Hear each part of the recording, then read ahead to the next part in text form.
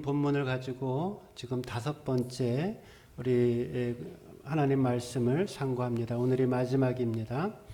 그동안 우리는 나는 누구인가 라는 제목을 가지고 성경에서 오늘 나를 어떻게 평가하고 또 어떻게 이야기하는가에 대해서 우리가 함께 말씀을 상고했습니다.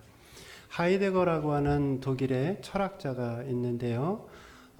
이 사람은 1930년, 40년, 50년, 60년, 한 40년 정도 독일과 서양의 철학을 움직여갔던 아주 대표적인 사람 중에 한 사람입니다.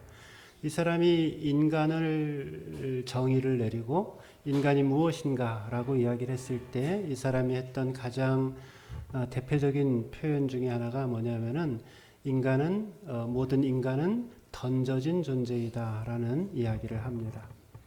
그러니까 스스로의 힘으로, 스스로의 판단과 스스로의 결정과 또 자율적인 자유의지를 행사해서 이 땅에 와 있는 사람은 아무도 없다라는 거죠. 우리는 어디서부터 왔는지 알지 못하는 존재이고 이 땅에 그냥 던져져서 이 땅에서 살아가고 있는 그러한 존재라고 설명을 합니다. 근데 성경은 이렇게 던져진 존재, 그리고 스스로의 힘으로는 그 삶의 진정한 목적과 의미와 삶의 진정한 행복을 찾을 수 없는 존재임에도 불구하고 하나님은 예수님을 통해서 우리에게 참된 삶의 목적을 가르쳐 주시고 참된 삶의 행복을 가르쳐 주시며 우리를 행복자다라고 선언을 합니다. 그리고 우리가 상고하였던 말씀에 저와 여러분을 가리켜서 너희 그리스도인들은 하나님의 택하신 백성이다 라고 선포합니다. 그리고 우리를 왕같은 제사장이다 라고 불러주십니다. 그리고 우리는 하나님의 거룩한 나라로서 살아간다 말씀합니다. 그리고 저와 여러분은 하나님의 소유가 된, 하나님이 인쳐주시고 하나님이 붙들어 주시는 하나님의 소유된 백성이다 라고 우리를 축복해 주십니다. 우리를 매우 특별한 존재로 여기시고 삼으시고 우리를 사랑으로 안아주고 계시는 하나님의 모습을 상고하였습니다. 왜 하나님은 나를 이토록 특별한 존재로 삼아주셨는가? 오늘은 그 이유를 함께 상고하고자 합니다. 우리가 읽은 본문에서 하나님은 우리를 특별한 하나님의 특별한 존재로 만들어주신 이유를 3가지로 설명합니다. 첫 번째는 저와 여러분을 특별한 존재로 택하신 이유. 첫째, 아름다운 덕을 선포하라 말씀합니다. 한번 따라해 보세요. 예수 사랑 전하는 인생이 되자. 그러니까 하나님께서 우리에게 특별한 은혜를 베푸시고 하나님의 특별한 사랑을 덧입게 하신 이유는 오늘 우리로 하여금 예수 그리스도의 사랑을 증거하고 복음을 전하는 인생이 되기를 원하시기 때문이다 말씀합니다. 9절 말씀 한번 보세요. 9절 하반절에 보면 이렇게 기록되어져 있습니다. 제가 읽어볼게요. 이는 너희를 어두운 데서 불러내어 그의 기이한 빛에 들어가게 하신 이의 아름다운 덕을 선포하게 하려 하심이라. 여기 맨 뒤에 보면은 아름다운 덕을 선포하게 하심이라 라는 표현이 있습니다. 여기 보면 성도의 분명한 사명이 기록되어져 있습니다. 성도의 사명은 아름다운 덕, 그리스도의 복음을, 그리스도의 사랑을 증거하는 것입니다. 하나님께서는 우리 그리스도인들에게 많은 특권도 주시고 또 많은 권리를 주셨는데 또한 동시에 우리들에게 해야 할 의무도 허락해 주셨습니다. 그 의무가 하나님의 백성이라고 한다면 하나님의 놀라운 구원의 역사를 선포하는 일을 감당하라라고 요청하고 계십니다. 하나님께서는 저와 여러분이 하나님의 풍성한 사랑과 은혜와 하나님의 보호하심을 받아서 살기를 원하십니다. 그러나 하나님은 나 자신만 하나님 앞에 잘 사는 것만을 원하고 계시는 것이 아닙니다. 요즘 우리나라가 가지고 있는 특징 중에 하나가 무슨 혼자 하는 그런 문화들이 많이 생겨났죠. 그래서 무슨 혼자 먹는 밥을 뭐라 그러죠? 혼밥, 또 혼술, 뭐 이런 이야기들이 새로 등장을 하게 되었습니다. 사회가 복잡해지고 분업화되면서 서로 협력하고 하나 되어지고 다른 사람들을 배려하고 돌보는 문화들이 상실되어지고 혼자 무언가를 하는 그러한 문화들이 계속해서 개발되어져 가고 있는 형편입니다. 그래서 오늘날의 세대에는 누군가를 돕고 사랑하고 섬기고 하는 것이 마치 불필요한 일인 것처럼 그렇게 느껴지는, 오히려 어려운 사람들을 도와주면 간섭하는 것처럼 보여지는 그런 세상이 되었습니다. 그런데 성경은 그렇게 이야기를 하지 않습니다. 하나님의 관심은 나에게만 있는 것이 아닙니다. 하나님의 관심은 여러분 한 사람 한 사람에게만 있는 것이 아닙니다. 하나님의 관심은 우리는 그 하나님의 은혜를 우리 주변의 많은 사람들에게, 모든 사람들에게 그 주님의 사랑이 증거되어지고 나타나기를 원하고 계십니다. 죽어가는 모든 영혼들, 예수님 사랑 알지 못해서 멸망으로 향하는 그 영혼들, 삶의 의미와 목적을 잃어버리고 방황하며 허비하고 있는 인생들을 향해서 우리 주님은 복음 들고 나가기를 원하시고 그들이 주님 앞으로 돌아오기를 원하고 계십니다. 이 하나님의 마음을 우리가 품을 수 있어야 합니다. 왕같은 제사장이라는 말을 다시 한번 묵상해 보세요. 우리가 왕같은 제사장이라고 우리가 함께 말씀을 나누었습니다.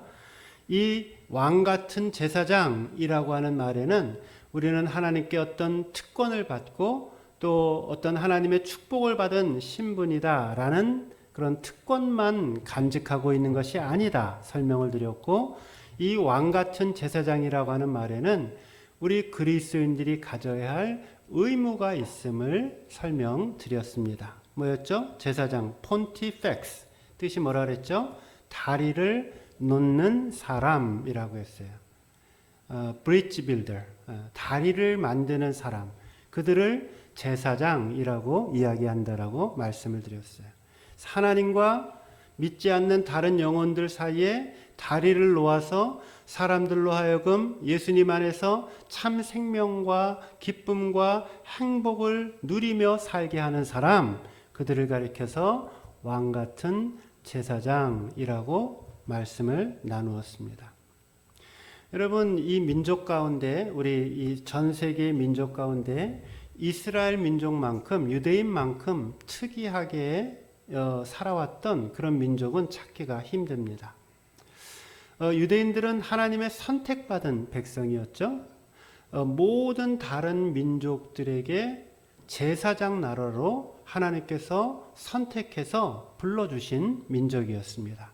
그래서 이스라엘 백성들은, 제가 작년 올해인가 올 1월 달에 성지순례를 다녀왔잖아요. 근데 그 보면은 그 이스라엘 유대인들이 갖고 있는 그 도도함과 오만함은 아주, 제가 외국 사람은 잘 알잖아요. 하늘을 찌릅니다. 예.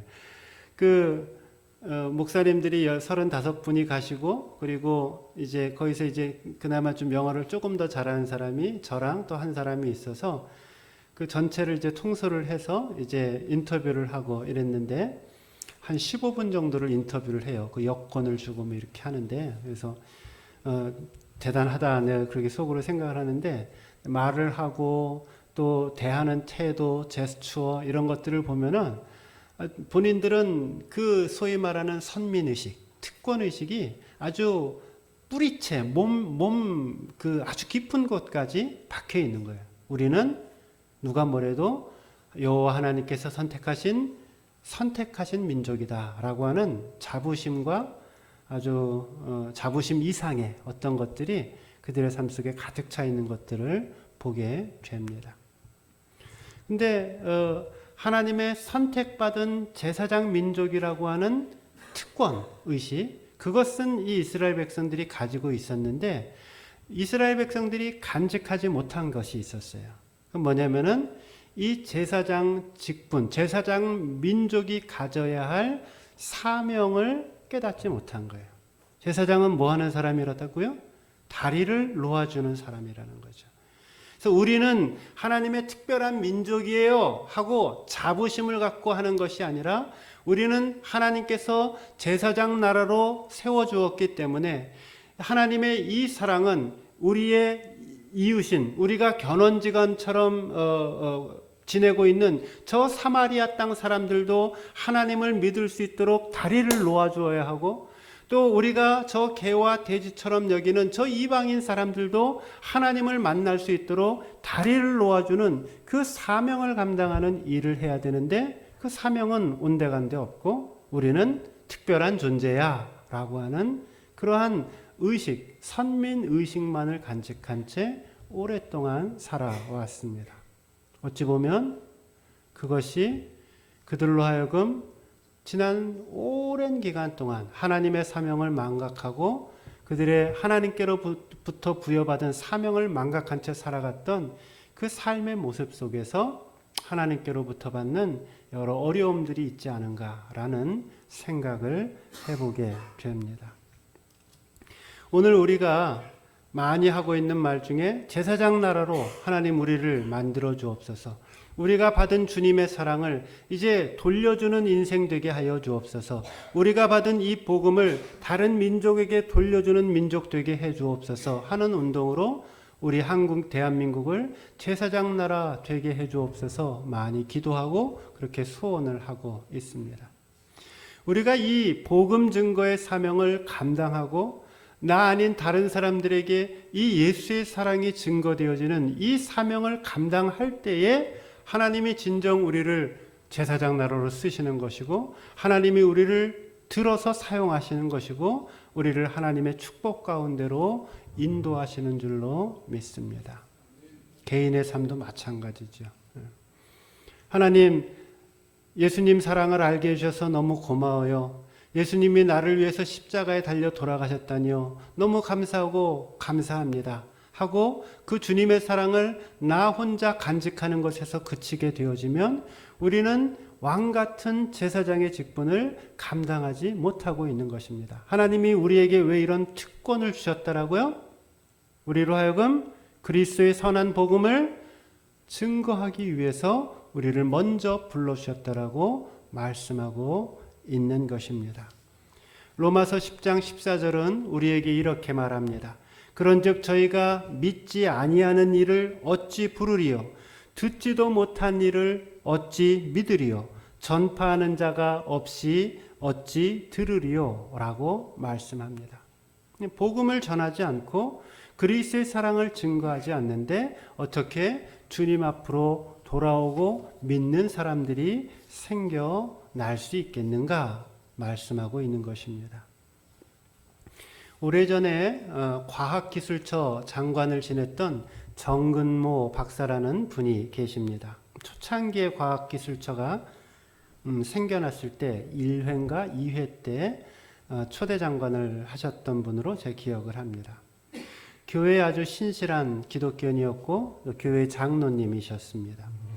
이 정근모 장로가 자신의 회고록에서 자신의 인생에서 가장 후회하고 있는 일 한 가지가 있다 하면서 그 이야기를 써내려가 갑니다. 그것은 자신의 고등학교 동창이고 또 절친한 친구가 있는데 김재익 박사라고 하는 사람이 있었습니다. 이 정근모 박사는 이 김재익이라고 하는 자신의 친구에게 복음 전할 기회를 놓친 것을 자신의 인생의 가장 큰 후회로 그렇게 생각한다라고 고백을 합니다. 당시에 이 김재익 박사는 대통령 경제수석 비서관이었습니다. 그런데 이 정근모 장로는 이 친구에게 예수님의 사랑을 꼭 증거를 하고 싶었습니다. 정근모 장로는 몇 번씩 자리를 만들었어요. 근데 그럴 때마다 부드러운 기회를 찾고 또 더 적절한 기회를 찾다가 그때마다 복음 전하고 예수님 사랑을 증거할 기회를 놓쳐버리곤 했습니다. 하루는 이 김재익 박사가 대통령을 수행을 하고 동남아로 떠나가기 전이었습니다. 그들은 또 한 번의 만남을 가졌어요. 근데 망설이다가 이 정근모 장로가 그만 복음을 전할 기회를 또 놓치고 말았습니다. 그리고 이 정근모 장로는 중국으로 출장차 떠나가게 되었습니다. 그런데 이 중국에 있던 정 장로에게 청천벽력 같은 일이 들려 소식을 접합니다. 그것은 아웅산 폭발 사건이 일어난 것입니다. 여러분들도 기억하실 겁니다. 후회를 해보았지만 자신의 절친한 친구였던 이 김재익 박사는 이미 더 이상 세상 사람이 아니었습니다. 정근모 장로는 자신의 가장 친했던 그 친구의 죽음과 갑작스러운 죽음과 또 자신이 예수 그리스도의 사랑을 전하지 못했다라는 그 자책감 때문에 그 중국의 한 호텔방에서 가슴치며 통곡하며 울었다라고 고백하고 있습니다.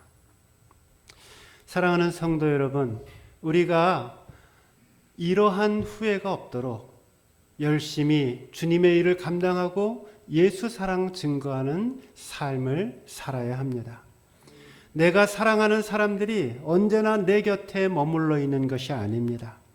하나님께서는 30년마다 이 땅의 인구의 3분의 1을 불러 가십니다. 우리의 부모님, 또 우리의 형제들, 또 우리의 친구들이 늘 내 곁에 있는 것이 아닙니다. 지난 주간에 우리와 오랫동안 사랑을 나누었던 김종만 집사님이 하나님의 부르심을 받았습니다. 연세가 드셨지만은 주일날 방문했을 때 손에 힘도, 악수를 하는데 손에 힘도 있고 또 목소리도 힘이 있으셔서 그렇게 갑자기 하나님이 부르실 줄은 전혀 몰랐습니다. 그래도 인생의 말년에 예수님 사랑을 알고 믿음 생활하다가 하나님 품에 안기게 되었다는 그 사실 때문에 감사하며 또 하나님 앞에 영광을 돌립니다. 그렇습니다. 우리 인생이라고 하는 것이 그렇습니다. 하나님께서 오늘 우리의 인생을 불러가시기로 작정을 하시면 우리가 이 땅에서 하던 그 모든 것들 다 손 놓고 하나님 앞에 서야만 하는 것이 우리의 인생입니다. 그러기에 하나님께서는 교회를 세우시고 예수 믿는 자들을 먼저 허락해 주시고 그들을 통하여 이 하나님의 복된 소식이, 하나님의 사랑이 전파되기를 원하고 계십니다. 영혼 구원, 이것은 하나님의 가장 큰 소원이고 예수님의 지상 명령이고 이것은 성령님의 가장 커다란 사역입니다. 여러분, 우리가 사도행전 강해를 한 몇 년 전에 했을 때 사도행전의 별명이 있다라고 했는데 그것은 전도행전이라고도 부르기도 하고 또 그것은 성령행전이라고 부르기도 한다라고 이야기를 드렸어요. 그러니까 성령이 역사하는 그곳에는 복음 전파가 있다라는 거예요. 내 삶 속에 그리스도의 복음이 증거되어지고 있다라고 하면은 그것은 내 삶이 성령님의 인도와 성령의 충만한 역사 속에 살아가고 있음을 증거하고 있는 것입니다. 반면에 내 안에 아무리 세월이 흐르고 아무리 시간이 흘러도 나를 통하여 그리스도의 복음과 그리스도의 은혜가 전파되어지고 있지 않다라면 나는 성령의 인도하심과 충만함과 동떨어진 삶을 살아가고 있다라는 반증이 되는 것입니다. 바라기는 저와 여러분 모두가 이 복음 전도의 사명을 잘 감당하여서 하나님께 인정을 받고 주님 앞에서는 그날 상급과 면류관을 받는 인생 되시기를 주님의 이름으로 축원드립니다. 두 번째로 육체의 정욕을 제어하라입니다. 따라해 보세요. 육체의 정욕을 제어하자. 하나님이 저와 여러분을 특별한 존재로 부르신 두 번째 이유가 있는데, 그것은 저와 여러분의 삶이 깨끗하고 순결하게 살아가게 하기 위함이다 말씀합니다. 11절 말씀 여러분들이 읽어주시면 고맙겠습니다. 11절 시작.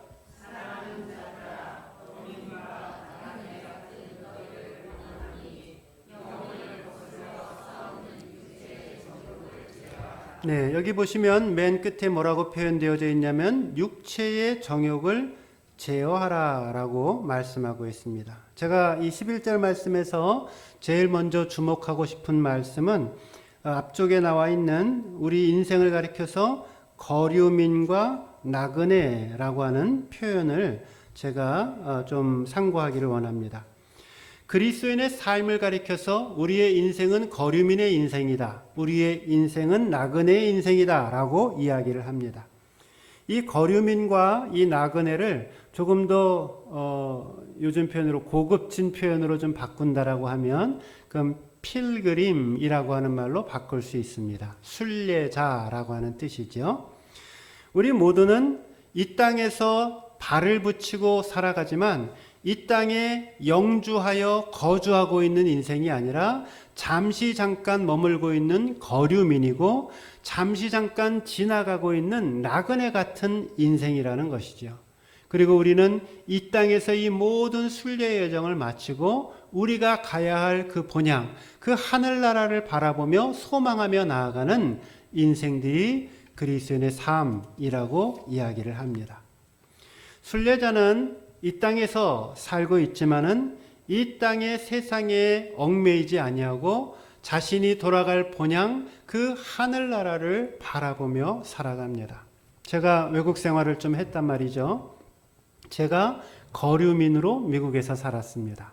그러니까 제가 미국에서 살고 있지만 저는 미국에서 영주하고 있는 사람도 아니고 미국에서 시민으로 살고 있는 사람도 아니고 공부하기 위해서 잠시 잠깐 왔다가 살고 다시 돌아갈 나라를 바라보면서 공부하고 있었던 거류민의 인생이었습니다.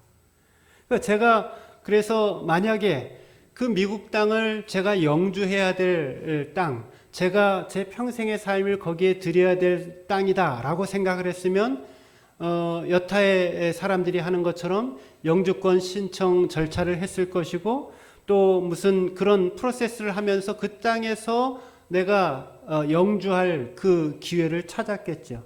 근데 제 마음속에는 제가 일하고 봉사하고 섬겨야 할 것은 공부를 마친 이후에 그것은 한국 땅이고 한국 사람이어야 된다라고 하는 생각을 갖고 있었기에 그런 것들을 하지 않고 기회가 되었을 때 한국으로 돌아왔습니다. 마찬가지라는 거죠. 우리가 이 땅에서 비록 살고 있지만 이 땅에서 영주할 목적으로 사는 것이 아니라, 여러분 돈 좀 벌어 보셨나요? 돈 벌고 그걸로 몇십 년, 몇백 년 사실 것 같아요? 참 얼마나 큰 착각이겠습니까? 영주할 목적으로 돈 벌면서 사시면 안 된다라는 것이죠. 영주할 목적으로 집 사는 거 안 된다라는 것이죠. 우리가 이 땅에서 살고 있는 것은 잠시 잠깐 거류민으로서 나그네로서 살다가 본향을 향해 나아가야 한다는 것입니다. 그러기에 우리의 초점과 우리의 관심은 이 땅이 아니라 우리가 바라보아야 할 저 하늘나라, 하나님과 함께 동행할 그 나라를 소망하며 나아가는 삶이어야 한다 말씀합니다. 그러기에 이 땅을 살 때 우리가 육체의 소욕을 제어하며 살아야 한다라고 말씀을 합니다. 육체의 소욕이 뭔가? 육체의 정욕 혹은 육체의 소욕, 어렵죠? 그렇게 어려운 말이 아니에요. sinful mind, 죄를 짓고자 하는 마음, 그것이 육체의 정욕입니다. 육체의 소욕이란 뭐냐? 내가 죄를 짓고자 하는 마음을 가지면서 살 때에 그것이 육체의 정욕이라고 하는 말이 됩니다. 죄 짓고자 하는 욕망이라는 것이죠. 죄가 주는 찰나의 기쁨을 즐기고자 하는 마음입니다. 그것을 거부하고 그것을 제어해야 한다. 너희가 그렇게 살도록 하기 위해서, 너희가 육체의 욕망을 제어하며 죄짓고자 하는 그 마음을 제어하며 살기 위해서 내가 너희를 불렀고 너희를 왕같은 제사장으로 만들었고 나의 백성으로 삼았다라고 선포하는 것입니다. 성경에 보면은 육체의 정욕에 대한 여러 가지 표현들이 등장을 해요. 한번 들어보세요. 갈라디아서 5장 19절에서 21절에 보면은 육체의 정욕을 이렇게 이야기를 합니다. 육체의 일은 현저하니 곧 음행과 더러운 것과 호색과 우상숭배와 술수와 원수를 맺는 것과 분쟁과 시기와 분냄과 당짓는 것과 불리함과 이단과 투기와 술 취함과 방탕함과 또 그와 같은 것들이라. 그래서 이러한 우리로 하여금 죄 가운데 빠지게 하는 삶의 요소들을 제어해야 하는데, 우리가 이 육체의 정욕을 제어해야 할 이유가 있는데, 그것은 이 육체의 정욕은 영혼을 거슬른다라고 이야기를 합니다. 그러니까 내가 육신이 죄를 지으면 그걸로 끝나는 것이 아니라 우리의 영혼을 거스르는 삶을 살게 된다라는 것입니다. 성경은 우리가 예수를 믿을 때 우리 안에 두 개의 디자이어, 두 개의 소욕이 생긴다라고 이야기를 합니다. 하나는 원래부터 있었던 육체의 소욕이고, 예수 믿을 때 성령의 소욕이 우리 안에 새롭게 심기어지게 됩니다. 그리고 예수 믿는 자들은, 예수 안 믿는 사람들은 그냥 본인들이 원하는 대로 육체의 소욕대로 그냥 일평생 살다가 지옥을 가면 되는 거예요. 근데 예수를 믿는 사람들은 원래부터 갖고 있었던 육체의 소욕이 있는 것이고, 예수를 믿게 되어지면 성령님께서 우리 안에 들어오셔서 내주하신다라는 거죠.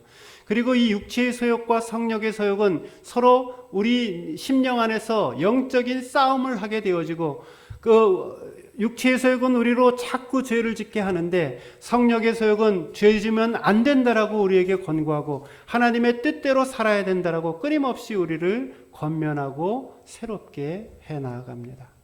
그러기에 육체의 소욕을 제어하고 성령의 다스림을 받는 삶을 살아야 합니다. 하나님이 저와 여러분을 특별한 존재로 삼으신 이유, 하나님이 저와 여러분에게 복음 전해주시고 하나님의 자녀 삼아주시고 하나님의 백성 삼아주신 이유는 저와 여러분이 죄악의 시궁창에서 썩은 음식이나 먹으라고 우리를 구원해 주신 것이 아닙니다. 우리를 하나님의 거룩한 자녀로 불러주신 것은 이 세상 살아가면서 우리 안에 있는 이 육체의 정욕, 죄의 욕심들을 거부하고 하나님의 음성을 듣고 성령님의 음성을 듣고 이 땅 가운데 빛과 소금으로 살아갈 것을 원하시기에 우리를 특권적으로 부르시고 하나님의 자녀 삼아주신 줄로 믿습니다. 바라기는 저와 여러분 모두가 늘 성령님의 인도함 속에서 육체의 소욕을 제어하고 죄의 욕망을 누르고 성결하고 깨끗한 삶 살아가시기를 주님의 이름으로 축원드립니다. 마지막 세 번째입니다. 선한 일을 보고 영광을 돌리라 입니다. 한번 따라해 보세요. 선한 영향력을 끼치는 사람이 되자. 네. 하나님께서 저와 여러분을 특별한 존재로 불러주신 이유, 그것은 세상 살면서 세상 속에 선한 영향력을 끼치기 위함입니다. 12절 말씀 같이 읽겠습니다. 12절 시작. 너희가 이방인 중에서 행실을 선하게 가져 너희를 악행한다고 비방하는 자들로 하여금 너희 선한 일을 보고 오시는 날에 하나님께 영광을 돌리게 하려 함이라. 아멘. 우리가 방금 전까지 살펴보았던 육체의 정욕을 제어하라 라는 말씀은 우리가 죄를 거부하라는 소극적인 차원이라고 말씀드린다면, 오늘 이 12절의 말씀은 선한 일을 행하라 라고 하는 이 말씀은 적극적인 측면에서 주신 하나님의 말씀입니다. 죄를 짓지 않는 것에서 그치는 것이 아닙니다. 보다 더 적극적으로 선을 행하고 선을 베푸는, 사랑을 베푸는 것입니다. 단순히 죄를 떠나는 것만으로는 내 인생 부족하다, 내가 진정 하나님의 은혜를 받은 사람이라고 한다면 보다 적극적으로 선을 베풀고 사랑을 베풀고 나누는 인생을, 베푸는 인생을 살아야 한다 말씀합니다. 왜 우리는 이방인 중에서, 그러니까 세상 사람들을 대하여서 왜 선하게 행동해야 하는가? 본문은 우리가 이방인을 대하여, 세상 사람들을 대하여 선하게 행해야 할 이유를 말씀해 줍니다. 뭐라 그랬냐면은 중간쯤 보시면 뭐라 그랬냐면, 뒤쪽에 보면은 오시는 날에 하나님께 영광 돌리기 위해서라고 이야기를 합니다. 그러니까 왜 우리가 선한 행실을 행하며 살아야 하는가? 여기 오시는 날, 이 이야기는 예수님께서 이 땅에 다시 재림하는 날을 이야기를 하죠. 예수님 재림하시는 날, 최후 심판의 날입니다. 주님이 재림하시는 그 오시는 바로 그날, 하나님 앞에 온전한 영광을 돌리기 위해서 선한 행실을 행하며 살아가야 한다 말씀합니다. 여러분, 부활은 똑같은 부활이 아니라고 말씀을 드렸어요.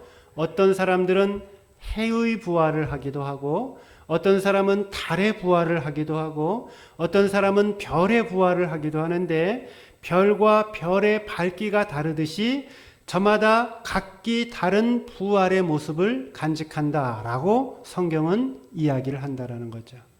하나님 앞에 우리의 삶의 모습, 우리의 믿음의 모습, 우리의 선한 행실의 모습을 통하여 하나님께 영광을 돌리고 우리의 부활의 모습이 하나님 앞에 찬란하게 드러나게 된다라는 말씀입니다. 성도에게 있어서 착하게 사는 것, 선하게 사는 것, 이것은 아무리 강조해도 지나치지 않은 말씀입니다. 이게 얼마나 착하게 사는 것이 중요하면은 깡패들도 착하게 살자라고 이야기를 하겠습니까? 착하게 사는 것, 선하게 사는 것, 그것은 못된 짓 하고 있는 그 건달들도 자신들 표로 만들면서 살고 있는 그런 모습입니다. 왜 우리는 신자로서, 믿는 자로서 선한 삶, 착한 삶을 살아야 하는가? 그것은 믿는 자들이 악을 행하게 되어질 때에 하나님의 영광이 가리우기 때문입니다. 반면에 우리가 선을 행할 때에 하나님께서 대신 영광을 받으십니다. 말에는요, 늘 축복이 담겨져 있어야 해요. 그래서 여러분의 입에서, 여러분 추석 때 좀 축복의 말들을 하셨나요? 네. 여러분이 말을 하면은 주변 사람들이 웃으셔야 돼요. 막 기분이 좋아져서, 막 얼굴이 밝아져야 돼요. 그게 선한 일이고 선한 행실이라는 거예요. 근데 말만 하면은 주변 사람들이 인상을 찌푸려요. 하나님의 영광을 가리우는 거예요. 주변 사람들이 희망을 가지고, 용기를 갖고, 기쁨을 가지고 그래야 되는데, 주변 사람들이 얘기를 들으면 얼굴이 찌푸려지고 피하려고 하고 안 들으려고 하고, 그러면은 하나님의 영광이 가리워지는 겁니다. 제가 교회에서 정치 얘기 못하게 하죠. 웬간하면은 한 30초 이상 넘어가면 제가 끊습니다. 여러분들이 얘기하다가 아마 경험이 다들 있으실 거예요. 좋은 얘기를 안 하시기 때문에. 박근혜 때도 좋은 얘기를 안 하셨고, 지금 대통령이 문재인 때도 좋은 얘기를 안 하시고, 다음에 누가 대통령이 될지는 모르겠지만 또 좋은 얘기 안 하실 거 뻔하시기 때문에 못하게 하는 거예요. 그러니까 세상을 바라보고, 사회를 바라보고, 교회를 바라보고, 가정을 바라보면 좋은 것을 보고 좋은 것을 이야기할 수 있는 영적인 습관이 생겨야 되는데, 맨날 눈에는 안 좋은 것만 보는 습관이 생겨요. 잘못된 습관이 생겼다라는 거죠. 그러면 말을 안 하는 게 차라리 나은 거죠. 우리의 행실, 우리의 말, 그래서 늘 선한 행실로 이것이 하나님의 영광을 높이고 있는 말인가? 이것이 하나님의 영광을 나타내고 있는 행실인가? 이것을 늘 기억하며 선한 행실로 하나님 앞에 영광을 돌려야 한다라는 말씀입니다. 유대인의 보감인 탈무드에 보면 이런 이야기가 전해져 옵니다. 옛날 예루살렘 한 시장에서 채소 장사를 하고 있었던 사람이 있었습니다. 어느 날 예루살렘 성전에 찾아와서 대제사장에게 이렇게 이야기를 합니다. 제사장님, 저는 20년 동안 시장에서 일을 해왔던 장사꾼입니다. 그런데 저한테 한 가지 꼭 하고 싶은 소원이 있습니다. 그것은 성전의 지성소에서 그 지성소 안으로 들어가서 하나님 얼굴 한번 꼭 보고 싶습니다. 이렇게 이야기를 합니다. 허락해 주시겠습니까? 묻습니다. 대제사장이 이제 난감해 하면서 그것은 안 됩니다. 지성소는 제사장만이 들어갈 수 있는 곳이니 아무나 들어갈 수 없답니다. 설명을 합니다. 그런데 이 채소 장수는 물러서지 않고 계속 조릅니다. 할 수 없이 대제사장은 그러면 앞으로 3년 동안 성전에 와서 청소를 하고 또 이렇게 뒤치닥거리를 하면은 그때 내가 한번 다시 생각해 보겠노라 대답을 합니다. 아마도 이 대제사장의 마음속에는 3년 정도면은 이 채소 장사가 봉사하다가 지쳐서 돌아갈 것이라고 생각을 했습니다. 그런데 채소 장사하는 이 사람은 자기 장사를 다 이제 정리를 하고 성전 안으로 들어왔습니다. 그리고 3년 동안 열심히 성전 봉사를 하고 대제사장을 도와서 일을 열심히 합니다. 그래서 이제 3년이 다 됐어요. 그리고 대제사장에게 다시 요청을 합니다. 저를 꼭 저 지성소 안에 한번 들어가서 볼 수 있게 해주세요. 묻습니다. 그러자 이제 이 대제사장이 이 채소 장수하는 사람을 데리고 이제 저기 문이 보이세요? 저 문으로 이제 들어가면은 그 속 안에 또 하나 문이 있는데 그 문을 열게 되면은 그 속 안이 지성소입니다. 이야기를 합니다. 당신이 그토록 찾던 그 여호와 하나님께서 그 지성소 안에 계실 것입니다. 라고 이야기를 하고 이제 그곳에 가서 하나님을 만나기를 바랍니다. 라고 이 대제사장은 이제 성전을 나옵니다. 남자가 조심스럽게 성전을 향해 걸어갑니다. 얼마나 떨렸겠어요? 수십 년 동안 그 하나님을 만나기 위해서 소원을 가지고 있었고 3년 동안 자신의 직업을 전피하고 성전에 와서 봉사하고 이제 드디어 문 열고 하나님을 만나는 순간이었습니다. 천천히 조심스럽게 지성소의 문을 엽니다. 그런데 이것이 웬일입니까? 그것은 문을 열었는데 문을 열어보니까 그것은 하나님이 계신 지성소가 아니라 그것은 자신이 그동안 오랫동안 살아왔던 시장 바닥의 모습이 보여지는 것입니다. 생선 냄새가 나고 쓰레기 냄새가 나고 또 여러 가지 악취로 코를 찌르고 수많은 사람들로 인산인해를 이루고 있는 그 시장 바닥이었습니다. 이 탈무드가 저와 여러분에게 전해주고자 하는 믿음의 지혜는 무엇입니까?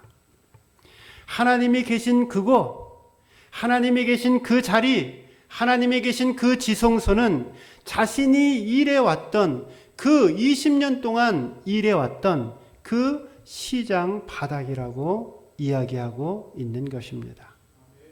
신앙의 현장은 교회가 아닙니다. 여러분 교회에서도 잘해야 되겠죠.